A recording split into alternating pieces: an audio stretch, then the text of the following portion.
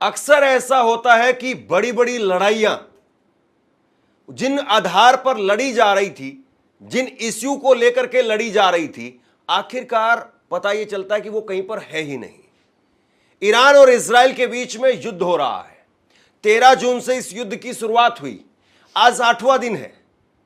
लेकिन अब जो खबर निकल करके सामने आ रही है वो ये बताती है कि जिस चीज को लेकर के लड़ाई शुरू की गई वो चीज है ही नहीं। यानी एक तरीके से कहा जा सकता है कि ईरान को क्लीन चिट मिल गई है। ईरान पर जो तोहमत लगाई जा रही थी, ईरान पर जो आरोप लगाया जा रहा था, वो आरोप लगाने वाले ही भाग खड़े हुए। और दूसरी बड़ी बात यह है कि अब उस आरोप का, उस तोहमत का खामियाजा क्या पूरी दुनिया भुगतेगी? और सवाल यह भी कि क्या ईरान के ऊपर युद्ध करके इजराइल ने एक बहुत बड़ी गलती कर दी है और इजराइल ने एक बहुत गलत दांव लगा दिया है? यह सवाल है जो समझने जरूरी है। अब यह खबर कहां से निकल करके सामने आई है और क्या खबर है, जरा इस बात को समझिए। सबसे बड़ी बात यह है कि इस वक्त में ईरान में जो लगातार इजराइल की तरफ से बम, मिसाइलें, गोले जो भी दागे जा रहे हैं, उस सब के पीछे, और जो शुरुआत हुई थी, शुरुआत इजराइल की तरफ से हुई थी। शुरुआत इसी बात को लेकर के की गई थी कि ईरान परमाणु हथियार बना रहा है या बनाने की तरफ जा रहा है या बना चुका है। इस तरह की धारणाएं थी। और इस तरह की धारणाएं जिस व्यक्ति के आधार पर या जिस रिपोर्ट के आधार पर की गई थी कि ईरान परमाणु हथियार बनाने की तरफ आगे बढ़ चुका है या बनाने वाला है, वो शख्स राफेल ग्रोसी, वो खुद पीछे हट गए। वो कह रहे हैं कि जो बात आप कह रहे हैं इसके लिए मेरे पास में सबूत नहीं है। मतलब आप जो है इस बात को अब 8वें 9वें दिन आकर के सामने कह रहे हैं। आपको तो यह बात पहले ही क्लियर कर देनी चाहिए थी, या फिर इस बात को अब किसी के जरिए कहलवाया जा रहा है। इजराइल अब अपने मकसद में कामयाब नहीं हो पा रहा, इसीलिए राफेल ग्रोसी को सामने लाया गया और उनसे यह कहलवाया गया है कि मेरे पास में सबूत नहीं है। क्या इजराइल अब राफेल ग्रोसी के इस बयान के बाद अपने आप को इस जंग से बाहर कर लेगा, अपने आप को इस जंग से पीछे करेगा और यह कहेगा कि हम जिस बात को लेकर के लड़ाई लड़ रहे थे, ईरान पर जिस बात को लेकर के अटैक किया, वो गलत थे, हमारी धारणा, हमारा विश्वास वो गलत था? रुको रुको रुको दोस्तों, पहले आप ये बताओ इज़राइल और ईरान की जंग होनी चाहिए या नहीं? कमेंट करके ज़रूर बताना। और अगर आप मेरे चैनल पर नहीं आए हो, चैनल को ज़रूर सब्सक्राइब करना, क्योंकि मैं आपको रोज़ ऐसी ही अपडेट दूंगा। आपको बताऊंगा इज़राइल और ईरान में कब तक ये जंग चलेगी और ईरान कब तक इज़राइल की ओर हमला करेगा। दोस्तों आपको तो ये अच्छे से पता ही है कि हमले रोज़ हो रहे हैं दोनों की तरफ से, और अमेरिका चुप बैठकर तमाशे देख रहा है और अभी पता नहीं अमेरिका इस जंग में हाथ डालेगा या नहीं। दोस्तों इजराइल का ये कहना है कि हम ईरान के ऊपर लगातार हमले कर रहे हैं, उधर से ईरान अपनी बैलिस्टिक मिसाइलों से इजराइल को हमले कर रहा है। दोस्तों अभी जो आप वीडियो देख रहे हो उसको पूरा ज़रूर देखना, क्योंकि इस वीडियो में सारी सच्चाई और पूरी डिटेल मिलेगी, क्योंकि ये वीडियो बेहद अच्छा है और आपको पूरी जानकारी देगा। मगर दोस्तों ये वीडियो पूरी देखने से पहले मेरी आपसे गुजारिश है, आज का मेरा ये वीडियो पूरा एंड तक ज़रूर देखना। और अगर आप मेरे चैनल पर नहीं आए हो, चैनल को ज़रूर सब्सक्राइब करना, साथ में इस वीडियो को ज़्यादा से ज़्यादा लोगों में शेयर जरूर करना। चलिए दोस्तों, पहले आप आधा वीडियो देखिए, फिर आकर मैं आपसे बात करता हूँ। खबर आप देखिए, इजराइल और ईरान के बीच बीते 8 दिनों से युद्ध चल रहा है जो अभी तक थम नहीं सका है। इजराइल ने ईरान की न्यूक्लियर साइट्स पर हमला किया था और इसके बाद दोनों ही देश एक दूसरे को काफी नुकसान पहुंचा चुके हैं। लेकिन अब जो बात सामने आई है वह चौंका देने वाली है। IAEA यानी इंटरनेशनल एटॉमिक एनर्जी एजेंसी के चीफ राफेल ग्रोसी ने वो अपने बयान से पलट गए। उन्होंने दावा किया था कि ईरान परमाणु हथियार बना रहा है। अब कहा है कि इसके सबूत नहीं है। इंटरनेशनल एटॉमिक एनर्जी एजेंसी के चीफ राफेल ग्रोसी ने पलटी मारते हुए कहा है कि ऐसा कोई सबूत नहीं है कि ईरान परमाणु हथियार बना रहा है। IAEA की रिपोर्ट और ग्रोसी के बयान के बाद ही इजराइल ने अटैक शुरू किए थे। मतलब खोदा पहाड़ निकली चुहिया, यह कहावत तो आपने सुनी होगी। यहां पर तो चुहिया भी निकल करके सामने नहीं आई, पूरा पहाड़ खोद दिया। यानी आपने जिस बयान को लेकर के, जिस रिपोर्ट को लेकर के इजराइल जो है वो ईरान पर हमला करना शुरू कर देता है, उस एजेंसी के चीफ वो कह रहे हैं कोई सबूत नहीं है। अब इस पर ईरान की भी प्रतिक्रिया आई है और ईरान ने कहा कि साहब बहुत देर हो गई है। अब जब आप ये स्पष्टीकरण दे रहे हैं कि भैया इसके सबूत नहीं है, हम ये बात नहीं कह रहे हैं, ऐसा है वैसा है, तो कह रहे हैं आप बहुत देर हो गई है, अब तो हम लोग जो है वो एक दूसरे को पीट रहे हैं, पिट रहे हैं, तो अब तो एक मुकाम तक पहुंच करके ही थमेंगे।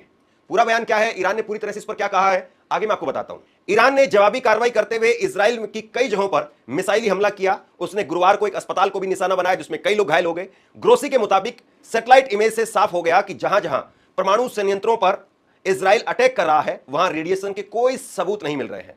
दावा किया गया था कि इजराइल ने ईरान के परमाणु ठिकानों को तबाह करने की कोशिश की। इस युद्ध में अमेरिका के कूदने की भी उम्मीद है। अमेरिका इजराइल के साथ है, वह ईरान को भी कई बार चेतावनी दे चुका है। अब दोस्तों इसमें समझने वाली बात यह है कि ऐसा तो नहीं होगा कि पूरा इजराइल और उसके साथ में अमेरिका वो सिर्फ एक रिपोर्ट के आधार पर युद्ध में कूद जाए। ये बात हजम नहीं होती है, क्योंकि अमेरिका के पास में अपनी एक बड़ी इंटेलिजेंस, बड़ी खुफिया जो है वो हर देश के बारे में वो जानकारी रखने की ताकत है। तो ऐसा तो नजर नहीं आता है कि इजराइल सिर्फ और सिर्फ इस रिपोर्ट के आधार पर ईरान पर हमला कर रहा है।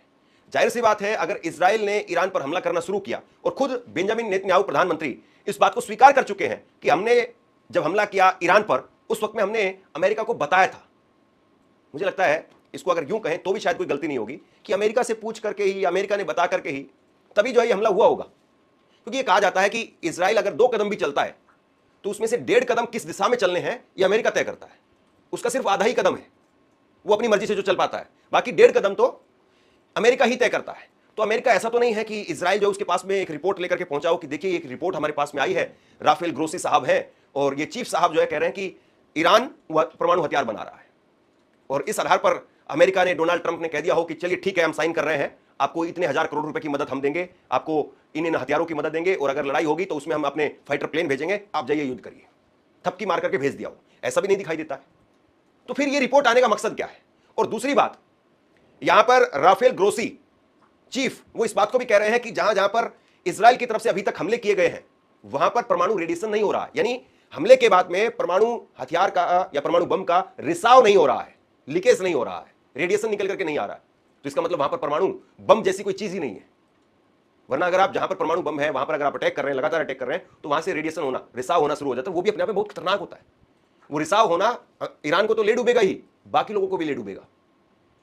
तो यहां पर आप ग्रोसी करेंगे, ऐसे तो कोई सबूत ही सामने नहीं आए, तो फिर आपने ये इतनी बड़ी जो लड़ाई है वो किस बलबूते पर खड़ी कर दी, ये सवाल पूछा जाएगा।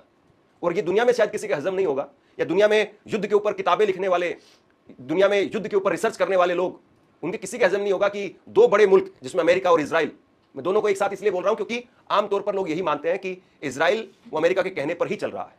तो इतने बड़े मुल्क वो किसी रिपोर्ट के हवाले से किसी पर हमला कर रहे हो, ये बात गले नहीं उतरती है। इजराइल के साथ चल रहे युद्ध को लेकर के ईरान ने कहा है कि IAEA के इस बयान में देरी हो चुकी है क्योंकि अब युद्ध शुरू हो चुका है। ईरान का आरोप है कि IAEA की गलत रिपोर्ट के चलते ही इजराइल ने ईरान पर अटैक किया था। तो अब ईरान कह रहा है कि भैया अब नहीं हो पाएगा। अब अगर आप ये सोच रहे हो कि हम पीछे चले जाएं, अब अगर आप ये सोच रहे हो कि हम मिसाइल दागना बंद कर दें, अब अगर आप ये सोच रहे हो कि सीज फायर हो जाए, तो अब ये नहीं हो पाएगा।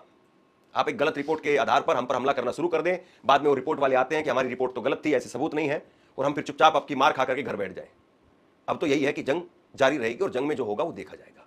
तो कुल मिलाकर के इसको आप ये देख सकते हैं, समझ सकते हैं कि कहीं ना कहीं एक आदमी की, एक एजेंसी की गलती क्या पूरी दुनिया भुगतने वाली है, इसको आप ये कह सकते हैं। क्योंकि अगर ये युद्ध आगे गया और अगर इसी तरीके से दोनों देशों की ईगो वो अगर इसी तरीके से टकराती रही, आगे बढ़ती रही, तो फिर जाहिर सी बात है इस लड़ाई में बड़े हथियारों का भी प्रयोग होगा। और फिर उसके बाद में हो सकता है कि इसमें अगर अमेरिका सीधे तौर पर इंटरवीन करता है तो दूसरी तरफ से चीन या रूस या बाकी इस्लामिक कंट्री वो ईरान के साथ आएंगे, तो यानी एक और बड़ा महायुद्ध की तरफ जो है वो फिर स्थिति जाती हुई दिखाई देंगी। अब इसमें दूसरा एक एंगल और है, दूसरा एक पहलू और है, और वो है चीन को लेकर के। इस बीच में ऐसा कुछ हो रहा है जो संकेत देता है कि शायद ईरान के पक्ष में रूस या चीन उतरने को तैयार है। चीन के कई सीक्रेट विमान लगातार युद्ध शुरू होने के बाद ईरान में पहुंच रहे हैं। बीते 1 हफ्ते से अंतर्राष्ट्रीय रडार पर जो कुछ दिखाई दे रहा है उनसे दुनिया भर के रक्षा विश्लेषकों और कूटनीतिक गलियारों की चिंता बढ़ा दी गई है। चीन से उड़ान भरने वाले कई बोइंग 747 विमान एक के बाद एक ईरान की ओर जाते हुए देखे गए। यह सब ऐसे समय पर हो रहा है जब ईरान अपने परमाणु ठिकानों पर इजराइल के हमलों का सामना कर रहा है। अब सवाल उठ रहे हैं कि क्या चीन ईरान की मदद के लिए आगे आ गया है। देखिए, मैंने 2 दिन पहले भी आपको एक खबर दिखाई थी जिसमें कहा गया था कि एक बोइंग विमान 747 हथियारों से लैस वो चीन से और तेहरान पहुंचा है।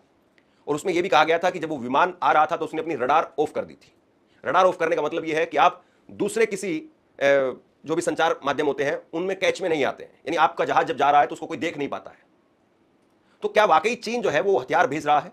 क्या चीन के हथियारों की बलबूते पर ही ईरान ये कह रहा है कि हम इस जंग में सरेंडर नहीं करेंगे, हमारा इतिहास सरेंडर करने का नहीं है, हम मुंहतोड़ जवाब देंगे, अगर अमेरिका या अमेरिका की सेना वो इस युद्ध में आती है तो अंजाम बुरा होगा? तो क्या इसके पीछे चीन है? क्या इसके पीछे चीन की ताकत है ईरान के पीछे? ये बड़ा सवाल। फ्लाइट रडार 24 के डेटा के मुताबिक 14 जून से अब तक कम से कम 5 बोइंग 747 विमानों ने चीन से ईरान की ओर उड़ान भरी है। इन विमानों ने चीन के उत्तरी हिस्से से पश्चिम की ओर उड़ते हुए कजाकिस्तान, उज्बेकिस्तान, तुर्कमेनिस्तान को पार किया और जैसे ही ईरान की सीमा के पास पहुंचे वो रडार से गायब हो गए। रिपोर्ट्स के मुताबिक इन विमानों का अंतिम गंतव्य लग्जमबर्ग दर्शाया गया है, लेकिन कोई भी विमान यूरोपीय हवाई क्षेत्र में दाखिल नहीं हुआ। इससे इन उड़ानों की मंशा और अधिक संदिग्ध हो गई है। यानी एक तरीके से आप समझिए कि चीन की तरफ से जो है वो 4-5 बड़े बोइंग विमान जिनमें हथियार लैस हैं वो उड़ते हुए दिखाई देते हैं चीन से, और चीन से उड़ने के बाद में वो कजाकिस्तान, उज्बेकिस्तान और तुर्कमेनिस्तान वो पार करते हैं और उसके बाद में कहा गया कि ये यूरोप जा रहे हैं, लेकिन यूरोप ये पहुंचते ही नहीं है। तो फिर ये कहां गए? ये चले गए क्या तेहरान में? यही सवाल है। और अगर इस तरीके से 4-5 बड़े हथियारों से लैस विमान वो तेहरान में उतर रहे हैं तो इजराइल के लिए इससे बड़ा खतरा और कुछ नहीं हो सकता है। दूसरी बड़ी बात यह है जो इसमें समझने वाली है कि बार बार ट्रंप की तरफ से बयान दिए गए, अमेरिका की तरफ से बयान दिए गए, इजराइल ने इस बात को कहा कि ईरान के एयर स्पेस पर, ईरान के आसमान पर हमारा कब्जा हो गया है, अब वहां पर हम हुकूमत कर रहे हैं, वहां पर अगर चिड़िया भी जा रही है, परिंदा भी परमार रहा है तो वो हमारी नजर में है। तो आप कैसे जो इस बात को नहीं पकड़ पा रहे कि चीन वहां पर लगातार अपने बोइंग विमान भेज रहा है? यह अपने आप में बहुत बड़ा सवाल है। चीन और ईरान का एक तरीके से माना जाता है कि गुप्त समझौता है। हेरिटेज फाउंडेशन के सेंटर फॉर नेशनल डिफेंस के निदेशक रॉबर्ट ग्रीनवे का कहना है कि चीन अपनी आर्थिक और सैन्य महत्वाकांक्षाओं के लिए मध्य पूर्व से सस्ता प्रतिबंधित तेल खरीदता है और ईरान इसके लिए एक अहम भागीदार है। उसका मानना है कि ये उड़ानें संभवतः ईरान की ओर अपने महत्वपूर्ण स्थानों, लोगों या सामरिक सामग्री को चीन की मदद से कहीं और शिफ्ट करने की कोशिश हो सकती है। हालांकि अंटार्कटिका काउंसिलिंग के शोधकर्ता तुविया गेरिंग का मानना है कि यह सब कुछ खास नहीं है। उनके मुताबिक यह लग्जमबर्ग आधारित मालवाहक कंपनी की सामान्य उड़ानें हैं जो अक्सर तुर्कमेनिस्तान में रुकती हैं और कुछ ट्रैकिंग साइट्स उनका सिग्नल वहीं पर खो देती हैं, जिससे भ्रम होता है कि वो ईरान पहुंच रही है। तो अब अलग अलग टेक्नोलॉजी, अलग अलग एजेंसी वो अपने अपने तर्क दे रही है। कुछ कह रही है कि नहीं, चीन जो है वो लगातार मदद कर रहा है क्योंकि उसको वहां से तेल खरीदना है, ईरान उसका एक बड़ा पार्टनर है। हालांकि ये बात भी सही है कि चीन इजराइल से भी कुछ चीजें लेता है टेक्नोलॉजी के मामले में, और कई मामलों में वो इजराइल के साथ में भी कनेक्टेड है, और इसीलिए अभी तक चीन जो है खुल करके सामने नहीं आया। लेकिन उसका बड़ा हित, बड़ा प्रॉफिट जो है वो ईरान से है। और चीन हो या अमेरिका हो, ये जो बड़े देश हैं ये देखते हैं कि किससे हमारा ज़्यादा प्रॉफिट हो रहा है, ये उसके साथ में खड़े रहते हैं। ये इतने बड़े देश हैं, इतना इनके पास में पैसा है, सेना है, संसाधन है, इन लोगों को बहुत ज़्यादा फर्क नहीं पड़ता कि ठीक है कुछ संसाधन हमारे या कुछ पैसा हमारा यहाँ पर लग रहा है, तो वो उसको बाद में रिकवर कर लेते हैं। तो बहरहाल बड़ी बात यही है कि इजराइल ने, अगर आम बोलचाल की भाषा में कहा जाए कि जिस घोड़े पर दाव लगाया, जिस घोड़े पर पैसा लगा करके उसको रेस में दौड़ाया, या जिस जोकी, जो घुड़सवार होता है जो घोड़े को दौड़ाता है उसको जोकी कह दिया जाता है, जिस जोकी के कहने पर घोड़े पर दाव लगा दिया या जोकी पर दाव लगा दिया, वो खुद कह रहे हैं कि भाई साहब हमारा कुछ इसमें लेना देना नहीं है, हमें सबूत नहीं पता है, हमें कोई ऐसे रिएक्शंस वहां पर नहीं मिल रहे हैं। तो अब इस जंग का क्या वाकई कुछ अंतिम निर्णय पास में आ गया है, निकट में है, या इजराइल इन सब के जरिए एक भूमिका तैयार कर रहा है कि कैसे अपने आप को विड्रॉ करे यहां से, कैसे अपने आप को पीछे ले यहां से?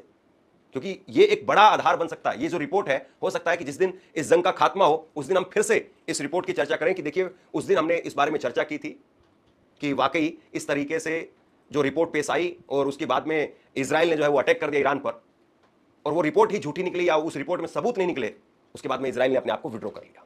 तो ये एक बड़ा आधार बन सकता है। तो ये रिपोर्ट अपने आप में एक तरीके से इस युद्ध के कई सारी। दोस्तों देखा आपने ये वीडियो, मुझको पूरी उम्मीद है ये वीडियो देखकर आपको सारी जानकारी मिली होगी इजराइल और ईरान की जंग के बारे में। दोस्तों आपकी क्या राय है इस वीडियो के बारे में, जो कमेंट बॉक्स में आकर कमेंट करके ज़रूर बताना। दोस्तों आज की वीडियो में बस इतना ही, मैं फिर मिलूँगा ऐसे ही दूसरी वीडियो के साथ, तब तक के लिए खुदा हाफिज़।